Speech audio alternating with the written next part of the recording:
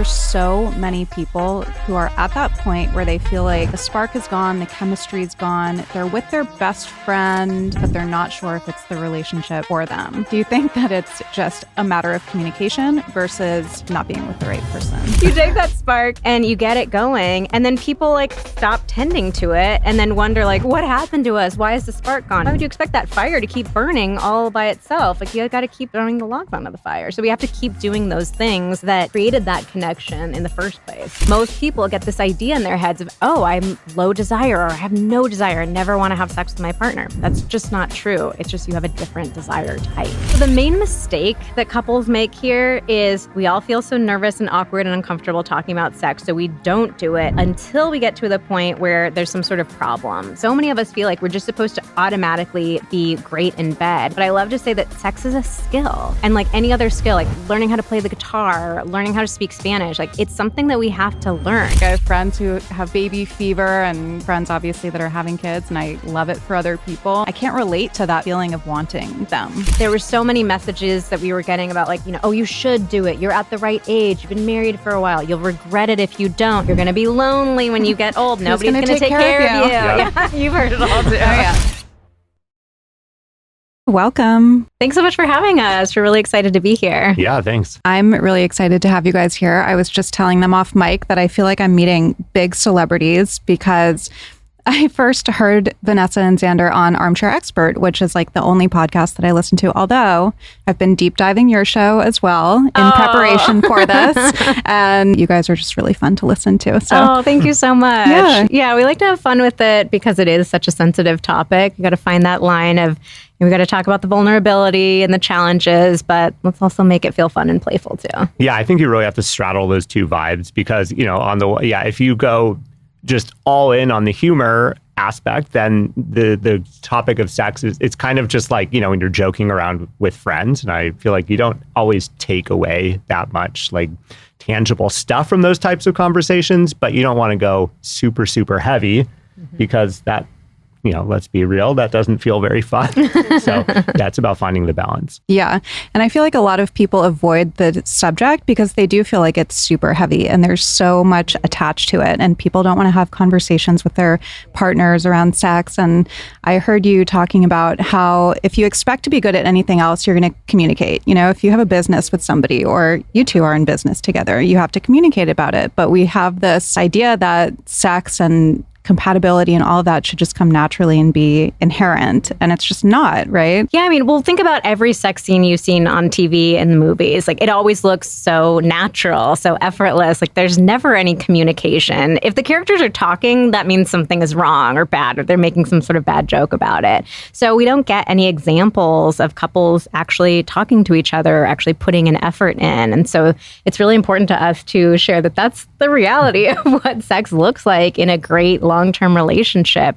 It is something that we have to talk about. But we recognize that people have heard that advice a million times. Like, you just have to talk about it. But we like to make it really practical and tell people exactly what to say and how to say it and when to say it, because we need to learn that. Yeah, I want to rewind a little bit and have you guys tell the audience about your own relationship trajectory, because you guys have been there too, right? And you got to a point where you were actually wondering, like, is this really the right fit? You thought that you had your soulmate, and then things started getting a little more challenging, and they weren't like they were in that initial, honeymoon phase of the first couple years, maybe.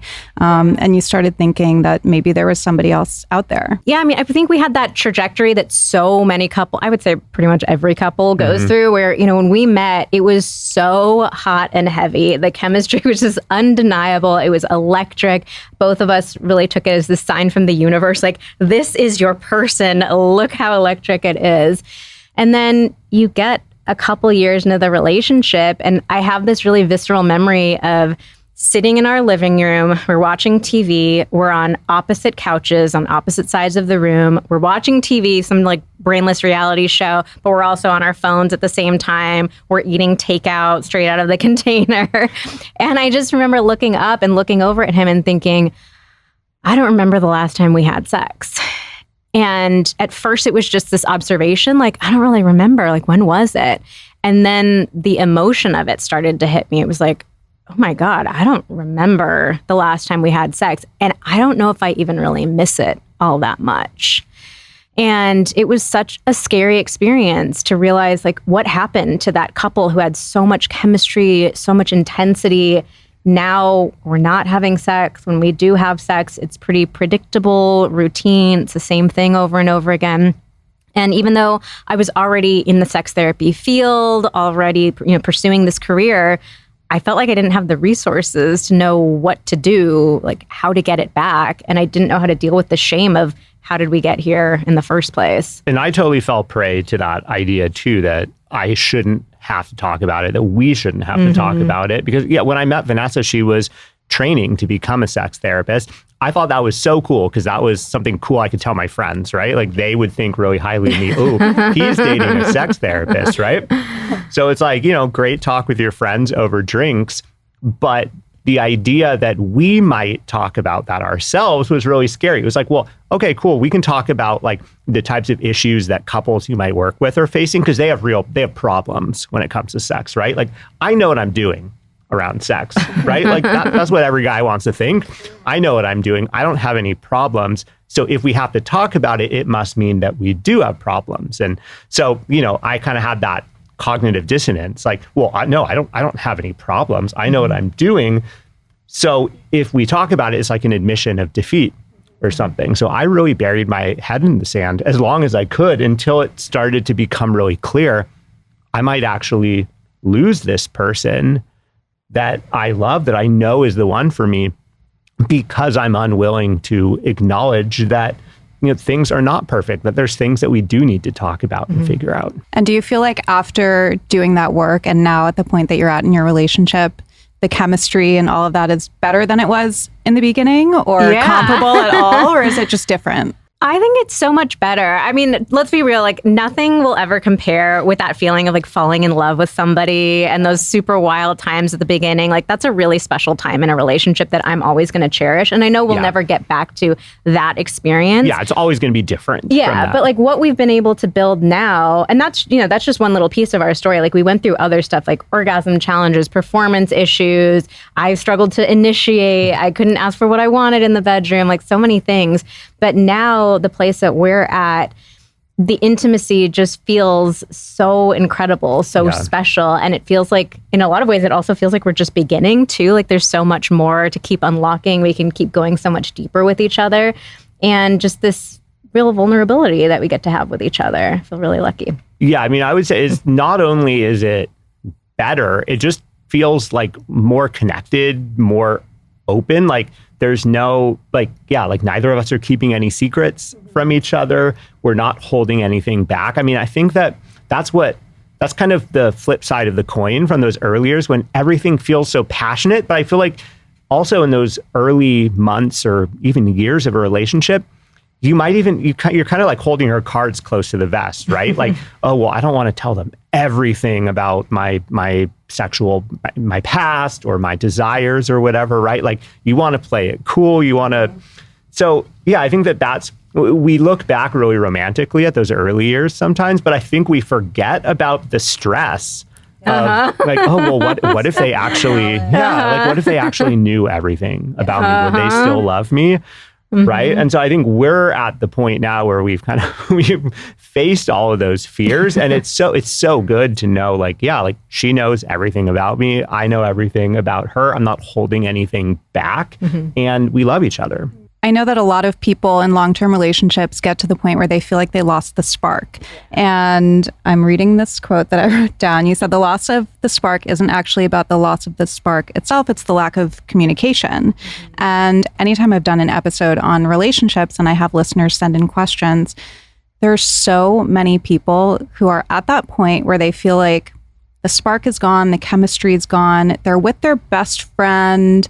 It's comfortable, they have their companion, but they're not sure if it's the relationship for them. Yeah. So how often, if you can even quantify this, do you think that it's just a matter of communication versus not being with the right person? Ooh, I wish I had some specific data on that, but I would be willing to say the vast majority of the time it's because of the lack of communication. I think it's pretty rare that it's just straight up, you're with the wrong person. That certainly happens, but more often than not, it's about that communication. What we find so inspiring in continuing to do this work is that for so many couples, the issues that they're having that feel so big and scary and overwhelming and are leaving them wondering, is this really my person? A lot of them are really practical things that can be solved with the right information and some practical tools. So it really doesn't have to be as big and scary as most of us feel like it is. It's just that we don't have those tools. I think another thing that comes to mind is we're so focused on the spark, but think about like when you actually are trying to build a fire, right? Like you crinkle up a bunch of newspaper, right? You put some kindling over it and then some logs. And like, if you have a spark, like that spark itself can't create a lasting fire, right? Like you can't light the logs on fire with the spark. You can light the newspaper on fire and it goes like up in flames really quick. But unless you have all the, the kindling and the wood on top of it, like I you're still not don't know how to properly create a fire, so I'm trying to not actually. Same. I'm like, okay, Yeah, the kindling. visualizing. Got it. You're not actually gonna start a fire. Like if you just light a bunch of newspaper on fire, it's gonna go, and then it's gonna go out really fast, right? But like you have to actually build a fire when it comes to your relationship, and that takes a little bit of work and preparation and discovery and all of that. It's not like the spark itself isn't going to keep the fire lit for the long term. Well, yeah, what I love about the fire analogy too is like we have to keep throwing logs on the fire. Like so many people, they light that initial spark. Took it and ran. Yeah. This is my more simplified fire version, but Great. like you Help me out, please. you take that spark and you get it going, and then people like stop tending to it and then wonder like, what happened to us? Why is the spark gone? It's like, well, why would you expect that fire to keep burning all by itself? Like you got to keep throwing the logs onto the fire. So we have to keep doing those things that created that connection in the first place. Can't just stop. And communication is one of the easiest ways. The easiest logs you can throw on the fire is keep talking about it. I remember having a session with my therapist last year, and I was talking about relationship stuff. And he said, there are three entities in the relationship. There's you, your partner, if it's two people in the relationship, and then there's the relationship itself. And I never thought of it that way. And he was like, you both have to love each other and you have to love the relationship and put that work into it. And I was like, whoa. Yeah, I love that analogy so much. Yeah, and it's like we all, not all of us, but a lot of us feel like it's just going to be self-sufficient, and it's just going to be this well-oiled machine and just function on its own. And basically, I think what we're all getting at here is that that's not really the case. So are there sex or relationship myths or commonly held beliefs that you guys can think of that need to be debunked besides that one? Yeah, we definitely need to debunk. It's effortless and easy. It shouldn't require any communication. Another big one that comes up is that we should just feel desire like spontaneously and effortlessly too. And we can have a whole long discussion about desire and how that really works in long-term relationships. But we hear so many, just incorrect ideas about how desire should actually work. Yeah, let's get into it. So a lot of us just want that desire to happen spontaneously, to just like kind of feel it out of nowhere. So one great starting point that we always like to talk about is the two sex drive types. Have you ever heard about this before? No. Spontaneous and responsive desire? No. Okay, so there actually are two different sex drive types, and what they boil down to is where we feel desire first. So you can feel desire mentally, like the idea of sex sounds good, and you can feel desire physically, like your body starts to get turned on, it's getting physiologically ready for sex. So the two types are spontaneous and responsive. Spontaneous is when you feel mental desire first and then the physical arousal follows. So anytime you see sex on TV and the movies, that's always spontaneous desire. It's like somebody's just going about their day and, ooh, the idea of sex sounds good. Let me go find my partner. So that's how most of us think it's supposed to work. Or you just like that look at your partner Yeah, and all of a sudden it's like, oh, it's on. Yeah. But there's a different type called responsive, which research has found that about 80% of women have responsive desire, whereas about 75-80% of men have spontaneous desire. So responsive desire is the exact opposite. We have to feel arousal in our body first before the idea of sex sounds good. So if you've ever had the experience of being in the middle of sex or even at the end of sex and you catch yourself thinking, this is really fun. Why do I never seem to want this? That is responsive desire. But the problem is that most people don't know this kind of desire even exists. So most of us, women especially, we tend to beat ourselves up. We feel like something is wrong with us for not having that desire out of nowhere. But you're not broken. There's nothing wrong with you. It's just how your desire works. So if you go to somebody who has responsive desire and you ask them, hey, do you want to have sex right now? 99 times out of 100, the answer is going to be no, because they haven't had any physical stimulation yet. Their body hasn't been... in that moment, they weren't thinking about it already. Yeah. So, but that's unfortunately how most of us are initiating. So most people get this idea in their heads of, oh, I'm low desire, or I have no desire, I never want to have sex with my partner. That's just not true. It's just you have a different desire type. Mm-hmm. Yeah, I think that mismatched libido thing is another thing that contributes to a lot of people getting to that point, right? Where they feel like, well, I don't know if this is the person for me. Yeah. And I've heard you talk about this as well, where you're like, think about dinner. I mean, you're both not going to be in the same mood for the same kind of dinner at night. Like, why do you expect that your two different people are going to have the exact same libido at the exact same time? I mean, it just doesn't make sense. And yet we like hold on to this ideal or something. And then when it doesn't happen, we're like, oh, it's not the right It's another myth that we need to get rid of, for sure. Yeah, like it would be so weird. If you really think about it, it would be so weird if every single time you wanted to have sex, magically your partner wanted to have sex in that exact moment, the exact same kind of sex that you want to have. You have the time, space, privacy to have it happen in that moment. Like, that would just be strange. So we don't get so scared of different preferences outside of the bedroom. Like if I'm like, hey, do you want to have Italian tonight? And you're like, not really. It doesn't sound very good to me. I'm not going to freak out like, oh my God, maybe we're not the right couple. We're not soulmates. What does it mean? What does it mean? But we take sex so much more seriously, and we're so much more sensitive about it that we hear so many people who say, if I initiate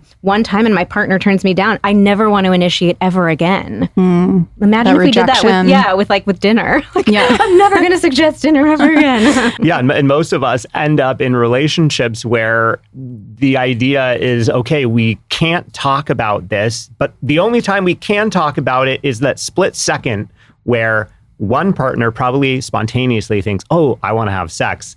I'm going to ask my partner. And then you're asking them the question that is basically, you already know the answer is, the honest answer in that moment is going to be no, because your partner probably doesn't have spontaneous desire.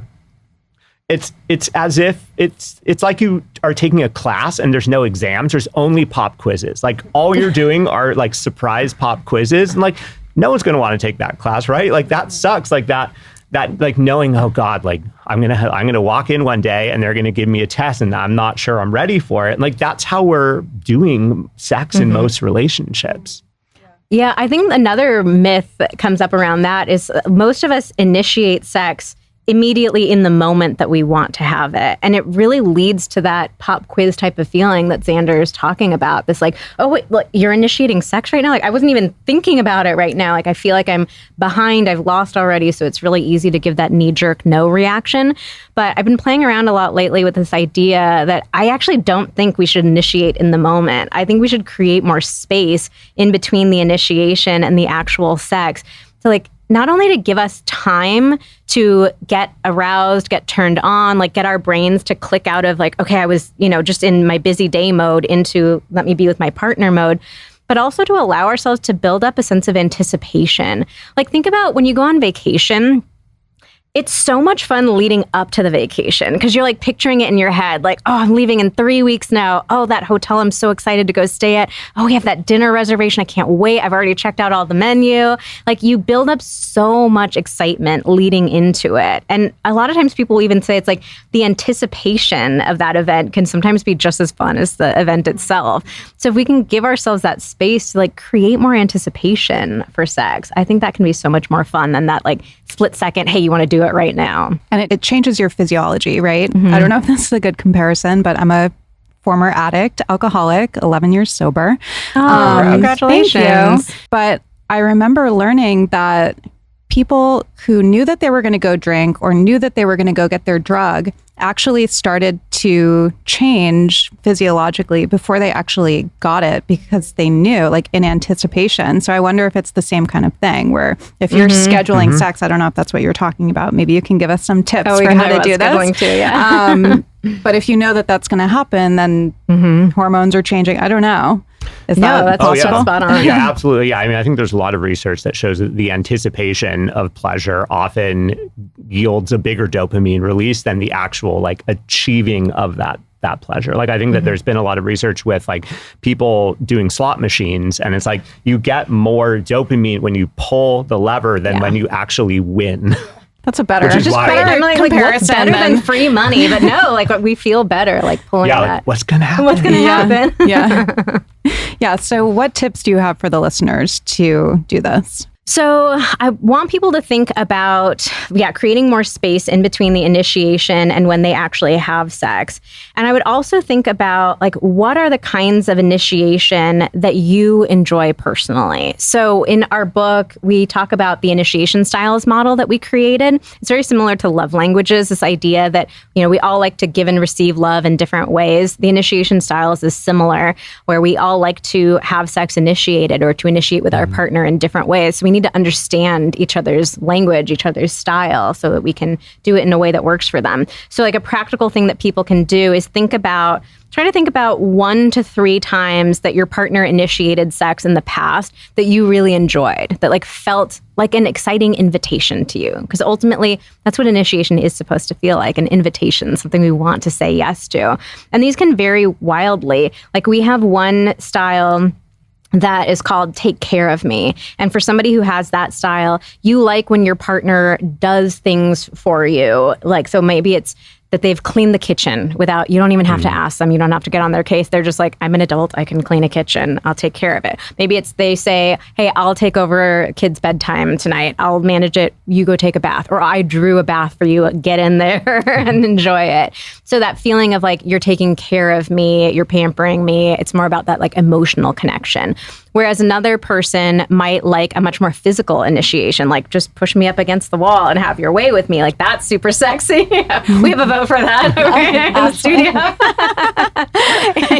But to somebody else, that might, like if somebody else pushed, their partner up against the wall, they might say like, whoa, like what are you doing? Leave me alone. Like that's way too aggressive. So if we don't understand the specific ways our partner likes to initiate, we're going to be doing it and likely in the ways that don't really work for us. Yeah, and just like the love languages, I think when so many people learn about love languages, they realize, oh my God, I've been showing love in the way that I like it because I just assume that everybody else thinks like me. Right. And then as soon as you realize, oh, there's actually a lot of different types. And for someone who's a different type than me, like my way seems totally foreign and honestly kind of weird. So it's so powerful to be able to understand what your type is, what your partner's type is, because then you'll probably start to realize, oh, shoot, I've been doing it in the way that, maybe I'd like someone to do with me. And that's just like falling on deaf ears with my partner, right? Like I have to change my approach to do it in a way that's exciting for them. And it's a really fun conversation to have with your partner too, to like give them specifics, because it feels fun for your partner. Like, ooh, I'm getting the cheat code now of like how to do this. And it also can build confidence for you. So I actually myself struggled to initiate for a really long time. Like I have all this crappy socialization in the back of my head telling me like, as a woman, I'm not supposed to initiate, or like, he's supposed to be the one doing it. He's supposed to show me that he wants me. He's supposed to have the higher desire than me. And so I always felt really uncomfortable and awkward initiating. And so being able to hear from Xander, hey, if you initiated in these ways, I would really like it. Like that was like, oh, okay, that's a huge confidence boost. I know, that that's what he's going to like. So it just feels really motivating too, rather than, I don't know, I'm going to take a shot in the dark and guess about it. And a good like ongoing conversation to have too. We actually just we're talking about this a couple of weeks ago. We were talking, I think somebody sent us a question that said, oh, my husband's always just like putting his hand down my pants. That's his initiation and I hate it. And I was like, yeah, I would hate that too. And Xander was like, I actually think it would be really hot if you just put your hand down my pants randomly. He's like, you could do that more often. And I was like, oh, okay. I didn't even, It's so funny how easy it is for us to assume that our partner operates the same way we do, even though we've talked about this a million times before, but I was like, oh, okay, I'll go for it. And I think you have to keep talking about it, because it says like it's not enough to like just answer these questions once at the beginning of your relationship, because the reality is it's so easy to forget things. We see the world through our eyes with our own biases and our own experience. And it's one thing to hear something from someone once. Most of us aren't going to remember it perfectly. Maybe we do for a couple weeks or months, but then, we start to go back to like our own, seeing things through our own filter. And so, you got to have that repetition. I know for me, when it comes to building a new habit or remembering something, I need a lot of reps. I need to have it reinforced. And it's like taking your foot off the gas in your relationship is really just a recipe for kind of going back into, doing it the way that you would do it at the expense of your partner, perhaps, or just kind of like, going back to the way that things were. Yeah, I guess that's another myth, that you could tell your partner once something that you want them to do or not do, and they'll remember it. Yeah. Like, we all need a lot of reminders. And we're always changing, I would imagine. Yeah, so for sure. Things are going to be different, maybe in 6 months or a month even. How often do you suggest people talk about this? And how do you suggest that people talk about it if they've never communicated about sex before? Because I know that so many people just freeze, right? When it comes to that. So the main mistake that couples make here is we all feel so nervous and awkward and uncomfortable talking about sex, so we don't do it until we get to the point where there's some sort of problem. Something's really going wrong. We're really frustrated. We're really annoyed at our partner. And then it comes out as, why do you never seem to want to have sex with me anymore? Why do you always initiate in that crappy way? Like we have done this a million times ourselves. So I've been there. But of course, like that's not ever going to lead to a good conversation. Your partner's immediately going to be on the defense. They're going to feel attacked. You're going to feel crappy because you're just launching in such a negative way. So instead, what we recommend couples do is to start talking about sex in a more general way. Like we have to get comfortable with sex as a topic of conversation before we start talking about the personal challenges, issues, things that we want to change. So I think that couples should talk about sex on a regular basis. Like it could be daily or weekly. And it's not that it's about your sex life necessarily, but it's just like having it be a normal topic of conversation. So like on our Instagram account, or at Vanessa and Xander, like we specifically design content that will open up conversations between couples, that maybe it has nothing to do with your sex life, but you can still like, oh, look, they acted out this like ridiculous sex position. Let's just laugh at it because it's kind of funny. Or, oh, they were giving advice to this couple that's dealing with this thing that we've never been through, but that's kind of an interesting question. What do you think about that? So it's not all focused on your relationship, and it's not all negative. Like you have to build that foundation and show each other we can talk about sex and it can be light and playful and connecting. It doesn't have to be scary.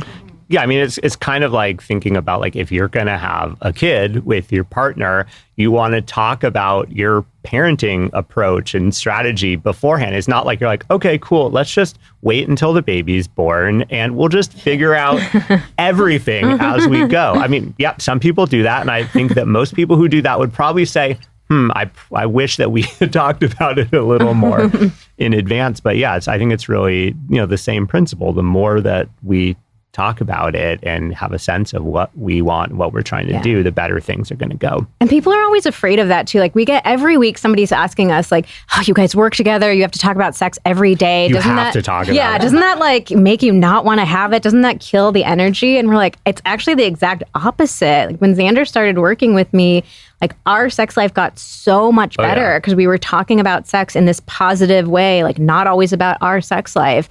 And it's just, it's gotten better and better the more that we talk about it. Like it will not ruin the spark or kill the mystery. Like it's fun to talk about it with your partner. Yeah, and I would imagine that it brings that closeness. I mean, what you were talking about before, that vulnerability and that level of intimacy. And I think about even when somebody might be navigating conflict with their partner, whatever, you have an argument and then you make up after that repair. When everything has been put out there in the open, things that you've been holding in, like you feel so much better and you feel so much closer to your partner. So, and then it's like, oh, why didn't we talk about this before? I'm sure everybody's had that experience. So it's like the same thing applies here, right? Yeah. I mean, I think intimacy is really when you see your partner and they see you. And sometimes it's messy and complicated. Like we're human beings. We go through so much. And so, yes, it can be vulnerable and scary to do that. But there's nothing that makes you feel closer to your partner than really being able to show your true self to them. You mentioned kids, and I want to talk to you guys about being child-free by choice, because I am too. Hey! And I mean, people have their opinions on it, but a lot of people can't really wrap their head around it. And I'm about to turn 40, and I mean, I get questions every day. Do you still not want kids? Do you want kids now? I was married before divorce. Now I'm with somebody else. Now that you're with somebody else, do you want kids? Have you changed your mind? Blah, blah, blah. And I'm like, no. So how did you guys arrive at that decision? That was a journey for us. When we met really young, we were not expecting to find our person, but we were like 22 and 23. Yeah, straight out of college. Yeah. And so we had conversations about having kids, and we both at the time wanted to. We totally pictured our lives with kids. Yeah, we just assumed. And so we said, okay, great. We're on the same page with that. We can continue forward. Let's get married. And we figured we'll have kids maybe a couple of years down the road. Let's be married for a while. And like maybe when we're in our 30s. We were like in our mid-20s. Like, we got time. We have time. And so as the time started to inch closer and closer, like we started to check in with each other about it and ask like, hey, are you feeling ready? Do you want to do this yet? And we both were feeling like, no, like I just don't really feel that desire to.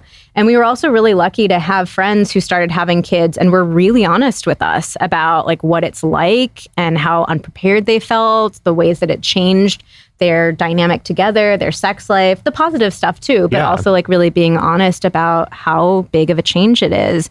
And so we kept having these conversations and kept saying, okay, well, still no. Okay, let's check in another year. Okay, let's check in another year.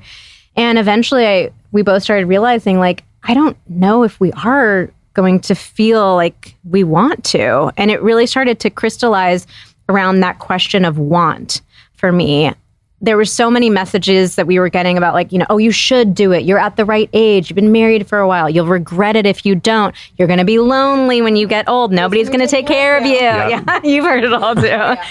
And so, but I said, I want to focus more on the want. Like if I'm going to have a kid, I want to be able to look that child in the eye and say, I wanted you so badly. Like I think kids deserve that. Kids deserve to be wanted, not to be brought into the earth because I was afraid that maybe at some point in the future I might regret the decision not to.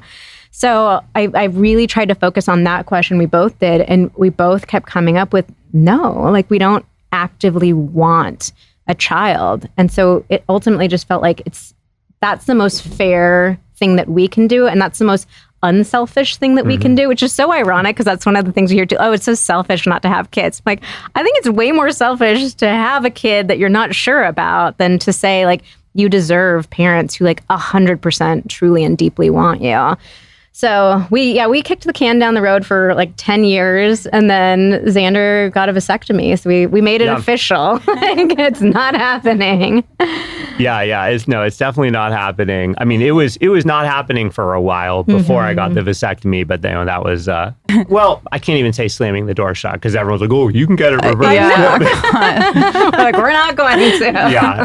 No, but yeah, I mean, what was interesting too was, we were starting to grapple with those questions kind of around the same time that we were also starting to grapple with some other sort of like, I don't know, just bumping into like, what does society or family or friends, what do they expect of me in terms of what our life looks like? Versus what do we actually want to do? And that was kind of around the time, Vanessa was shifting from, being a therapist with an in-person practice to starting to create online courses and questioning like, okay, like, why do I need to be in this physical location? I could be anywhere in the world working. I don't need to be working 9 to 5. I was quitting my job at Google because I was like, I don't know if this is what I want to do for my whole life. Everybody thought I was crazy. Like, what are you doing? You're leaving this equity on the table. You're leaving like the company that everybody wants to work at. And it's like, it doesn't feel right for me. And it was really powerful to kind of start realizing I don't have to do the things. We don't have to do the things that are expected of us. Like, we can live the life that we want to live. And, we don't have to justify that to anybody or make our life fit some expectation of us. And once we started making more and more of those decisions, it felt like, oh, okay, yeah, not only can I do that, but it feels good to be able to do that. It's freeing. Can I ask what your journey was around it? So I got sober at 28. When I turned 30, when I got sober, I started over. I had nothing. And so I was really rebuilding my life. And when I was going from 29 to 30, I was having that existential thing that a lot of 20s to 30s people experience, especially as a woman. I felt like I was about to be geriatric. I was like, I'm going to be 30. It's over. And so I was talking to somebody who was kind of like a mentor of mine. And I was saying, you know, I'm turning 30. At the time, I think I was maybe still single before I met my ex-husband. And I was like, I think I need to freeze my eggs. And she said, okay, well, do you want kids?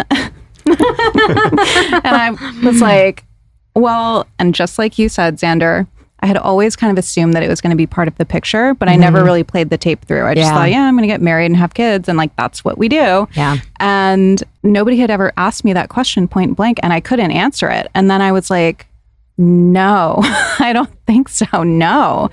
And then, of course, I met my ex-husband and we got married, and I still didn't want them. And he didn't want kids. He already had grown kids.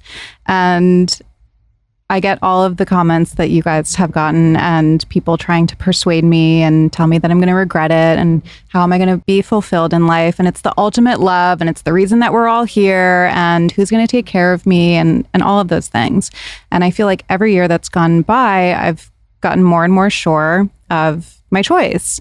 And then people would say, well, when you meet the right person, and now I'm in an amazing relationship with an amazing person, and we've talked about it. And I'm like, yeah, no, I still don't think. And I'll check in with myself periodically and be like, do I still, you know, I'm about to be 40. Should I freeze my eggs? I don't know. I've had OBGYNs tell me. I've had people sitting exactly where you're sitting, and they've been steadfast that they don't want kids. And then 5 years later, it's all they want. So these are the things that I weigh. But at the end of the day, I mean, you put it so beautifully. It's that want. I'm like, do I want kids? No. And I had a very similar conversation with my cousin actually years ago. And I said, I think I'm just too selfish. Like, I like my life the way it is. I like my autonomy, all of that. And she said, no, the selfish thing would be knowing that about yourself, and exactly what you said, bringing a kid into the world that you're not sure just because you're, you know, fearful that you might regret not having kids or something. So I don't know. I just feel like I don't have that maternal thing. Like, I have it for dogs. I say.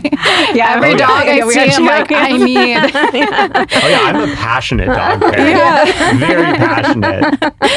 I'm like, I don't know. Like, I have friends who have baby fever, and friends obviously that are having kids, and I love it for other people, and I just can't I can't relate to that feeling of wanting them. Yeah, no, it's really nice to get to talk to other people who feel the same way, because there's just so much judgment that goes around, and it can feel really hard to share your truth about it. But I think it's really important for people to really look at it as a choice. I mean, even for us, like, it didn't even seem like a choice that we could make. It was like, yeah, you get married and have kids. That's what you do. But I think being able to view it as a choice, like, and even if you decide to have kids, that makes the choice so much more powerful. Like, I really let myself consider what it would be like to not have a kid, and I decided I wanted you. Like, I think that makes it so much more powerful. Yeah, I totally agree. Okay, so let's talk about sex. Are there any sex myths? We've kind of been talking about relationships and the communication, but are there myths around sex that you would love to debunk? Oh my God, there's so many. I mean, so many of them really cycle around this idea that like sex should be natural and easy and effortless, like even the sex itself too. And what we actually love teaching is so much of like sexual technique. Like so many of us feel like we're just supposed to automatically be great in bed. But I love to say that sex is a skill. And like any other skill, like learning how to play the guitar, learning how to speak Spanish, like it's something that we have to learn. You don't fly out of the womb just instantly speaking Spanish, playing the guitar. Like we expect that we need to take time to learn it, and sex is really the same. But it's so tricky because like, where do you learn how to give a great blowjob? Where do you learn how to get it in doggy style? Like, so we love teaching like those specific nuances and logistics of sex. Yeah, to anyone that says, oh, well, it's supposed to be natural or instinctual or whatever, I would say, well, yeah, maybe just the purely biological version of it, like the, you know, get it in, couple pumps, like we're done, like we're making a baby. yeah, that part might be somewhat more instinctual. But ask yourself, is that the kind of sex you want to be having on an ongoing basis in a relationship when you're not trying to conceive? Like, that's not going to be very enjoyable. It's not going to bring you closer together. So yeah, why are we so fixated on it having to be this natural thing? Especially, we live in a society, relatively puritanical society where we don't talk very openly about it. We don't see like proper technique portrayed anywhere. All the examples we see on movies and in TV are, little, quick, short little scenes of things that are not very accurate. And like, the woman is orgasming from penetration in like 2 seconds simultaneously with the guy. There, I just teed you up for another myth. Yeah, we have to talk about the penetration myth. Like every sex scene you see on TV and movies between a man and a woman, she's orgasming from the penetration alone. From like 5 seconds of it. Yeah, I know. Super fast. Exact same time that he does. It's always so nice and neat. But the reality is that 85 to 90% of women can't orgasm from penetration alone. And that's because when you're having penetration, you're getting stimulation of your vagina. Your vagina is just not wired to feel very much sensation. Like think about how painful people always talk about childbirth being. Like, we don't want that to be a super innervated area. It would be even more excruciating. The most sensitive part of our body is the clitoris. And the clitoris, sadly, is not getting very much stimulation or attention during penetration. So the comparison that I always make is like from a nerve ending standpoint, intercourse for a woman is like playing with a man's balls. It might be fun, it might be kind of pleasurable, but it's certainly not anywhere near the level of stimulation you need to reach orgasm. So if we want women to enjoy sex more, which by the way is also going to lead them to desire sex more, we need to make sure that we are stimulating the part of their body that is hardwired to feel the most pleasure. Like just imagine some alternate universe where intercourse involves zero touching or stimulation of the penis. Like we wouldn't make men feel bad for like, why are you not enjoying this? Why are you not having wild orgasms from this? It's like, no, it's all you're not play. Touching my penis. Like, of course I'm not going to have an orgasm. So you need to think of the clitoris the exact same way. I feel like it's getting more, I don't know, publicity, right? More like we're talking about the clitoris more, but it's in this kind of derogatory way still. Like, oh, the clitoris, where is it? It's so hard to find. Does it even exist? Like, it's not that difficult to find. And it's not, there's nothing complicated or mysterious about it either. It's like, stimulate it in the same way that you would stimulate a penis. Like we understand penises like different things. Play around with the speed, with the pressure that you're using, the stroke that you're using. It's the exact same thing for the clitoris. It's not any more difficult. Yeah, and I think where a lot of people kind of hear this and go wrong is they're thinking we're saying throw intercourse out the window.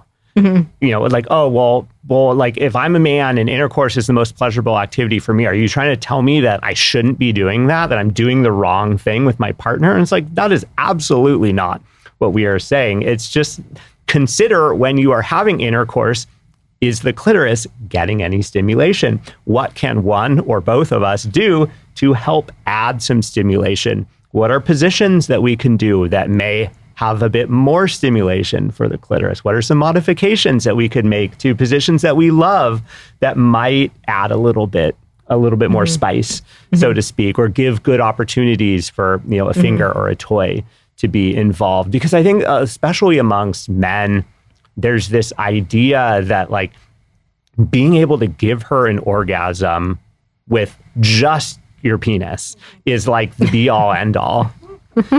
And unfortunately, so many men get this in their heads because maybe they've had early sexual experiences with someone where, that person hasn't been entirely realistic with them about how pleasurable or not it really was. Because, I mean, this is a lot of faking. I know a lot of faking in my younger years. I mean, the deck is kind of stacked against women in this regard. Like women want to, stroke his ego and show him that you're doing a good job. Like there's this expectation that, okay, we're having intercourse, so I'm supposed to come, right? And so then, maybe then the guy has the experience. Oh yeah, well, all my partners in the past, it hasn't been a problem. So he thinks he's doing an amazing job. But do you really know that? I don't think you really know for sure. So it's not about how did it work for your last partners, because everybody is different too. Like, we got to figure out with our current partner what is going to be the most pleasurable, and start adding that into the repertoire, or adding that in along with the intercourse. And porn too. I mean, it's that's where that so many help. people are getting their information from, and it's just not realistic. It's so important to remember that porn is meant to be entertainment. It's specifically like shot to look really visually appealing. Like, everything's exaggerated to catch your attention. And especially the more and more porn that gets produced, like, we have to make more and more intense porn to like really capture people's attention. So I've heard someone say before, it's like trying to watch porn and learn how to have sex from that is like watching Fast and Furious and thinking that's how you drive. Oh God. It's a totally different thing. Yeah. So, but yeah, unfortunately, if that's the only sex education you're getting, if you're watching a lot of porn and seeing these kinds of things play out over and over again, you start thinking that's what I'm supposed to do. That's what it's expected. That's what everybody else is doing. And whether people are in a long-term relationship or they're just dating around, because I'm sure not my entire audience is in a long-term relationship, and they feel like the chemistry isn't there, the sex is not great, it's kind of awkward. I mean, do you think that that's something that everybody can work through just by communication and some of these tactics that you have in your book and your podcast, your courses, everything? You guys are such a great resource. But do you ever think that there's just not compatibility at the end of the day? I do. Like, I don't think you could pluck two random people off the streets and, teach them how to have great sex together. Like, we have to have a certain baseline with each other. But I also think that chemistry is something that we create. It's not something that just falls out of the sky into our laps. We have to create it. Like, we're very open about the fact that the first time we had sex, it was fine. It was adequate. It was perfectly serviceable, but it was not like the heavens opening up and, And you both had the same experience? Yes, unfortunately. I mean, it's stressful. Every first time I've had sex with someone, like, I don't think I've ever had a great first time with someone. It's anxiety provoking. Yeah. So it's like, it's just really important to normalize that. Like, it took us some time to like figure out what our groove was and to figure out how our unique bodies fit together and what we like and how to communicate about it. So there was enough there to keep us both like, let's try that again. Let's see how that goes. It wasn't like there was nothing, but also like where we started compared to where we have now built up to is crazy. So I do want to encourage people, like, yes, look for that baseline that you have with somebody, but also recognize that what you're really looking for in a partner is somebody who's willing to build a sex life with you. Just like you have to build a relationship together. Like, you're looking for somebody that you can do hard things with, that you can do life with. It's the same thing with sex. Like, we want to look for somebody that's willing to like, I want to communicate with you. I want to figure out what you like. I want to try different things. Yeah, I mean, there's definitely compatibility when it comes to what type of sex it is that you desire. I think that for the most part, most people are closer on that than they realize. Of course, there are going to be some extreme examples. Like, say you get into a relationship with someone and you come to find out that like actually they are really into BDSM and you are really into just kind of vanilla sex. Like, that might be a challenging gap to bridge, right? But I think the vast majority of people are way closer on that than they think. So if that's your case, I think that the most important thing is like, are both partners willing to work on it? Are you willing to consider your partner's preferences? Are you willing to do things with them or try things with them that maybe you haven't seen portrayed in movies or in porn, right? Like, do you really genuinely care about your partner's pleasure? And I think that's a huge one that we hear so often from people in our community. Is it's like, it feels like my partner just doesn't actually really care about my experience very much. And I think that like that is really where the incompatibility is, where it's like, if you are starting to have these conversations and what you are finding out is your partner is just totally not open to having them, or they're just like, they hear it and it's kind of in one ear and out the other. Like, okay, well, we keep talking about how I need more clitoral stimulation and then it never happens. Like, that is where I would say, yeah, there's an incompatibility of just like of your desire to show up for each other. Amazing. Well, tell everybody where they can find you, get your book, your podcast, your Instagram is such a great resource, like you mentioned before. Where is all the information? Yeah, we would love to connect with anyone in your community. You can find us on Instagram at Vanessa and Xander, and that's Xander with an X. And you can find all of our guides and courses and information about our book too at vanessaandxander.com. But we have a lot of really fun stuff like our ultimate foreplay guide, our ultimate sex guide, all sorts of like really playful and exciting things to discover with your partner. Amazing. Thank you. Thanks so much for having us. So fun.